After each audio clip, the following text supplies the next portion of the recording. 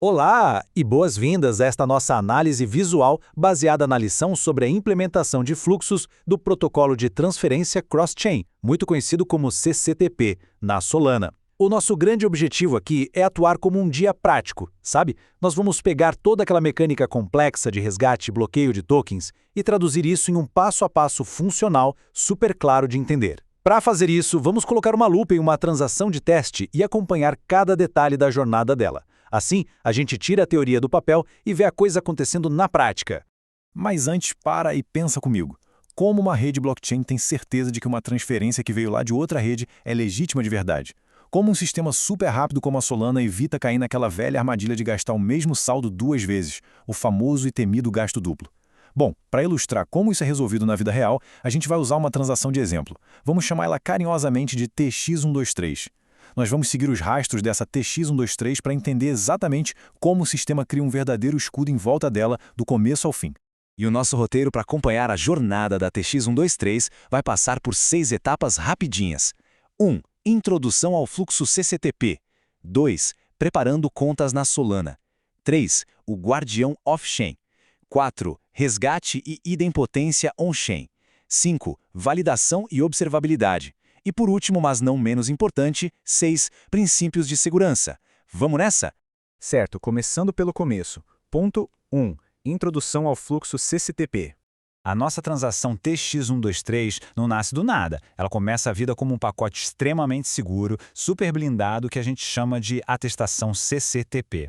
Basicamente, quando rola um evento de bloqueio de token em uma rede de origem, isso é empacotado nessa atestação, e ela carrega as informações mais vitais possíveis, o identificador da transferência, a quantia exata que está sendo movida, de onde ela veio e, claro, o endereço de destino lá na Solana. Mas o grande segredo, o que torna isso tudo válido de fato, é a assinatura que acompanha o pacote. É ela que prova matematicamente que a mensagem foi gerada e validada pelo atestador oficial, que nesse caso é o atestador da Circle.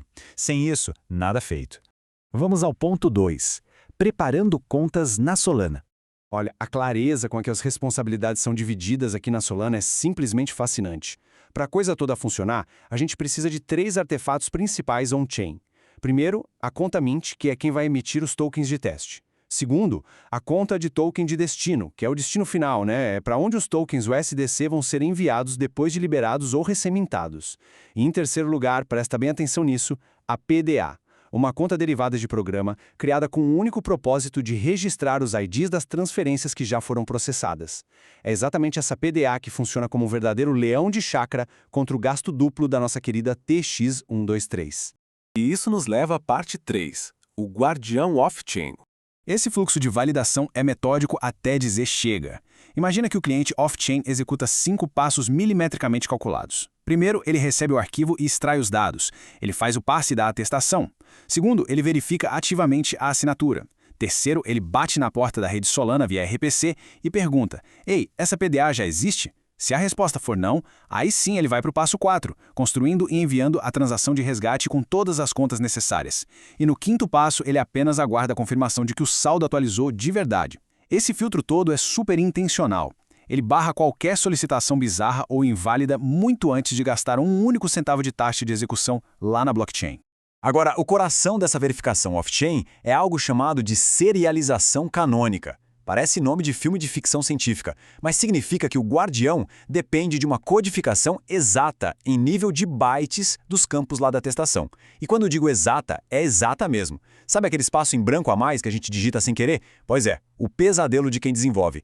Se houver um único byte fora do lugar, a matemática da assinatura quebra por completo e o processo falha na hora. Aqui, precisão não é recomendação, é lei absoluta. Avançando para o nosso quarto ponto, resgate e idempotência on-chain. Uma vez que a transação passa pelo guardião off-chain e chega na rede, o conceito de ouro aqui é a idempotência. É um nome difícil para uma ideia brilhante.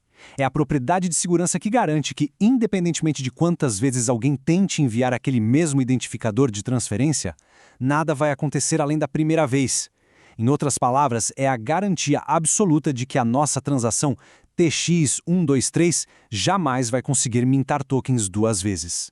Para visualizar melhor, pensa nessa PDA que a gente comentou antes como um livro de visitas imutável na porta de um clube super exclusivo.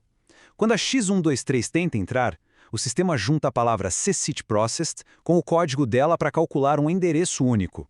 Para a transação passar, esse espaço no livro precisa estar totalmente em branco.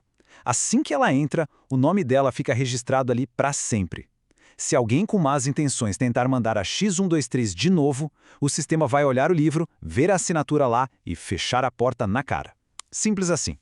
Agora vamos olhar de perto os erros e acertos no ponto 5, validação e observabilidade.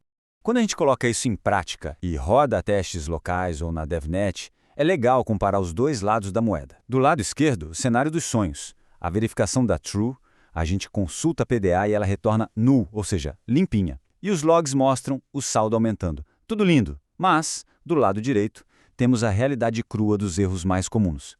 A assinatura pode falhar porque alguém mudou um detalhezinho no payload, a criação da PDA pode dar errado porque a ordem dos parâmetros estava invertida, ou, um clássico, esquecer de colocar as permissões corretas da autoridade do Mint na transação final. Acontece nas melhores famílias.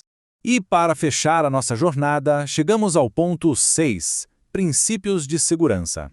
Olha, se tem algo dessa explicação que você precisa tatuar na mente se for integrar o CCTP, são esses 3 pilares. Número 1. Serialização canônica é inegociável. A sequência de bytes tem que bater perfeitamente. Número 2. Proteja essa tal de idempotência on-chain usando as PDAs de um jeito muito estável, como aquele livro de visitas exclusivo. E número 3. Observabilidade não é luxo, é necessidade. Construa pontos de checagem em todas as fronteiras, seja nos logs, nas consultas RPC ou lendo o estado das contas. Isso garante que qualquer auditoria consiga rastrear cada centavo com uma clareza absurda. O que acabamos de desconstruir aqui ilustra muito bem uma sacada arquitetônica fantástica: a separação de responsabilidades.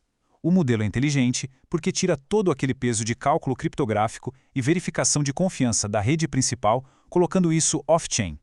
Isso faz com que a etapa dentro da Solana, que é a mudança real de estado, emitindo o USDC, fique super leve, muito rápida e focada 100% apenas em registrar e executar a ação com segurança. E o sucesso desse modelo levanta uma questão bem provocativa que eu quero deixar com vocês. Ao adotar essa arquitetura modular, separando completamente quem apenas verifica de quem realmente executa, a gente ganha um sistema muito mais adaptável. Então fica a reflexão: como exatamente essa separação estrutural vai abrir as portas para regras muito mais complexas de conformidade, de limites de taxas ou até de rotação de chaves no futuro do ecossistema cripto? É uma reflexão que nos mostra que dominar esses fluxos hoje é basicamente já estar vivendo o futuro das transferências cross-chain. Muito obrigado por acompanhar essa análise e até a próxima.